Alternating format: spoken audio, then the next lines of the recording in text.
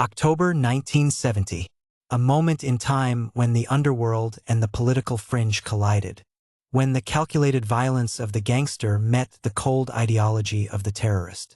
This was the terrorist cocktail, a lethal mix that would bring a nation to its knees. The streets of Montreal were about to become a battleground, and the world was about to watch Canada hold its breath. The Du Bois Gang's reign of terror had an unintended consequence. Their use of bombings, their brazen disregard for the law, it all served as a dark inspiration.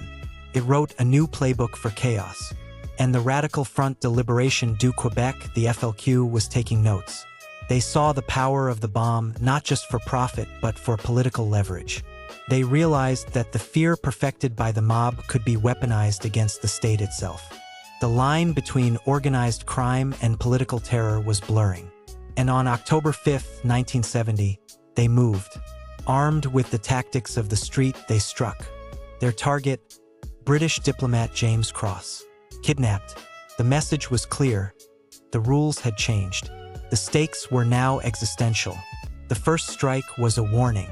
The second was a declaration of war. They escalated. They kidnapped Quebec Labour Minister Pierre Laporte. The province was paralyzed. The government was cornered. Every tick of the clock was a hammer blow against the national psyche. The tension was a physical weight. Every Canadian knew the name Pierre Laporte. Every Canadian feared the worst. The crisis demanded a response, a show of force, and the Prime Minister, Pierre Trudeau, delivered it. He invoked the War Measures Act, a law designed for total war. Now, it was being used on Canadian soil. Soldiers with bayonets patrolled the streets of Montreal. Tanks rolled down St. Catherine Street. Canada was under martial law. The sight was chilling. A democracy suspended.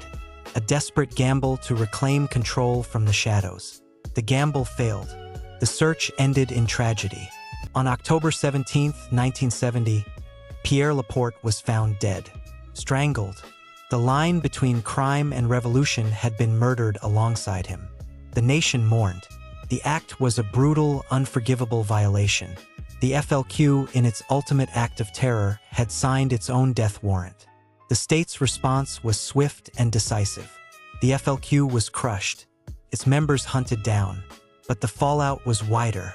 The Du Bois Gang, already under pressure, found their criminal empire shattered. The state, having mobilized for war, now turned its full, unforgiving attention to all forms of organized crime. The landscape was forever scarred. The October crisis was over, but the power vacuum it left behind was vast.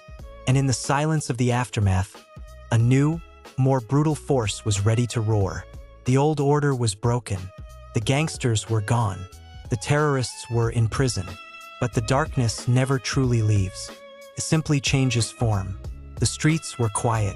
Too quiet. The flickering neon sign of the old gangster haunts was a monument to a bygone era. But in the distance, a new sound was emerging. The roar of a single engine. The glint of chrome in the moonlight. A new kind of outlaw.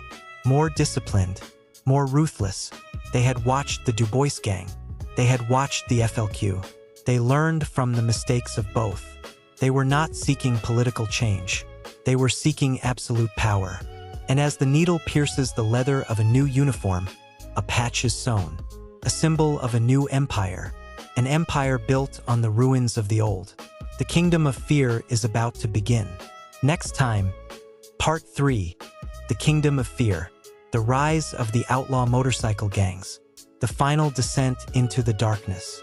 We must understand that the events of 1970 were not an isolated incident.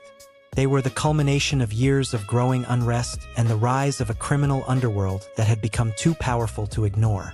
The FLQ didn't just appear out of nowhere. They were born from the same frustrations and the same disregard for the law that fueled the Du Bois Gang. The terrorist cocktail was a lethal mix of political radicalism and criminal expertise. And when it finally exploded, it left a crater that we are still trying to fill. The legacy of the October crisis is a complex one. A story of a government's response to an unprecedented threat and the human cost of a war fought in the shadows. As we move forward, We must remember the faces of those who were lost and the lessons that were learned in the heat of the storm. The kingdom of fear is always waiting, just beyond the light. And the only way to keep it at bay is to face the darkness head-on. Part 2, the terrorist cocktail. The end of an era, and the beginning of a new, even more dangerous one. The shadows are shifting, and the next chapter will be even more terrifying. Prepare yourself for the final descent. The kingdom of fear is rising, and it's coming for us all. The end of Part 2, the beginning of the end. Just watch me, the words of a leader or the warning of a tyrant. The answer lies in the shadows, and the shadows are speaking. Are you listening? The kingdom of fear is waiting, and it's closer than you think. The end of Part 2, the beginning of the nightmare. The roar of the engines is getting louder. Can you hear it? The storm is coming, and there's nowhere to hide. Prepare yourself. The final chapter is about to begin. Part 3, the kingdom of fear. The end of the road, the final descent into the abyss. The darkness is here, and it's absolute.